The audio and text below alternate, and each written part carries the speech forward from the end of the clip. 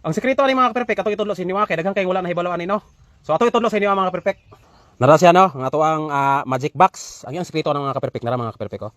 Di ba simpre, sa primero ato siyang kuhaon kunuhay tapos ipakita nato ning lapis, tapos atong kuhaon ang lapis. Ato po siyang ibalik pag pasulod diha.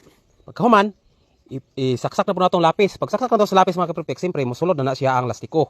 Tapos kining isa ka lastiko, kunuhay atong ipitik diha sa lapis pero dinhi nato siya gipasulod aning box nga gamay.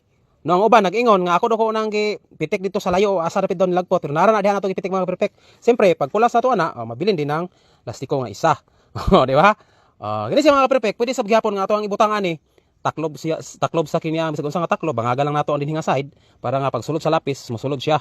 Baka singsing inyong ibutang diha. Sa tong mga mahilig diha sa mga magic sab para makalingaw sa ta sa ubang tao, pwede ninyo awaton mga ka-perfect. Di ba? So hinaut nga natay na katunan diha nga bisan og ginagmay na lang mga ka-perfect. Di ba? So, perfect na sab. Perfect.